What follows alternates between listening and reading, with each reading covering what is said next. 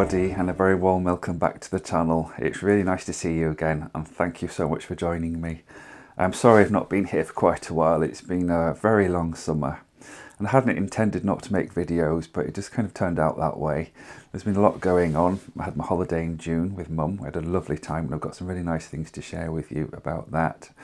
And then after then, it just seemed not to rain for a couple of months, and it was so dry. I was spending all my time watering, and because here in the summer, I don't know what it's like where you are, but it doesn't get dark till about 10:30 at night or 11 o'clock. So there's really no excuse not to be in the garden. So I was watering, and it took absolutely hours to do, and it was just continuous. But then I found myself quite tired after that, so I thought, you know, what I'll do is just have a little rest and get everything sorted out, and then I'll come back when there's more time.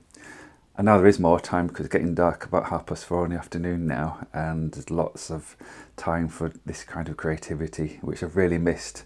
And I really hope you're going to enjoy watching what I've got to share with you and the bits and pieces from around the garden.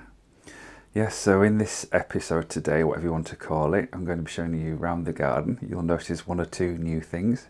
We've got the new fountain, which was a brilliant find on Facebook. It wasn't very much. And I've also got a new statue down the side in the secret garden area, which I just thought it needed something to lift it. So it looks really nice. And I've got some new lights as well down there, so that looks really nice on an evening when the trees and the plants are all lit up. So yeah, so I hope you'll enjoy watching this episode, and I'm going to show you about taking some cuttings. I might show you one or two things from the Old Manor House if I get around to it. But I really hope you enjoy watching, and thank you so much for sticking with me. And I hope you'll carry on watching my videos and recommending them, sharing them, and also I'd really appreciate some suggestions of what kind of things I could produce in my videos that you might want to see, because I'm sure there's lots of things you want to know. I could tell you my gardening story from the beginning. I could show you what I do for cuttings and propagation, how I manage not just this little garden here, which is little comparison to the other one, but how I work in a small garden and a large garden, because it's really quite an interesting comparison, and how I learned how to do that. Anyway, what we'll do, we'll get on, and you'll watch the video. You'll see some beautiful things, and I hope you really enjoy it.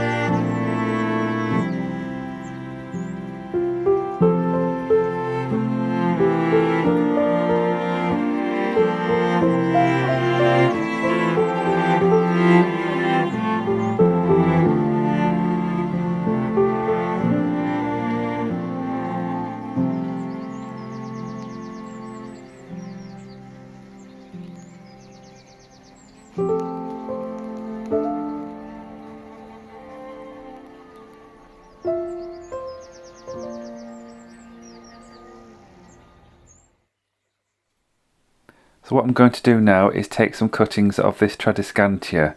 It's called Blushing Bride. This one originally came from the supermarket. It was half dead and about 20 pence or 50 pence. Not very much at all. Last year I took lots of cuttings, and all the ones you see in the gardens here and at the other Old Manor House are from the one plant. Now, I left it out last winter, the mother plant, and I thought, oh, don't think she's going to come back.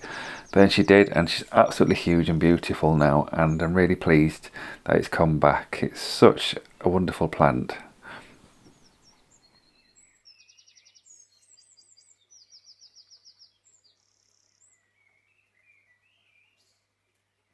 The next stage of preparing the cuttings is to remove the excess leaves.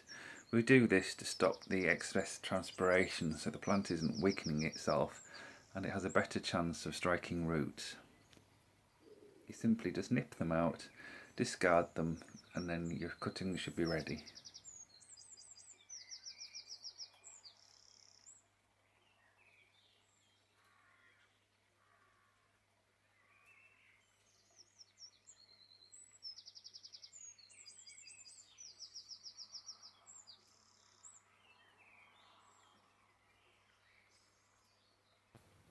Here are the cuttings all lined up and ready to go.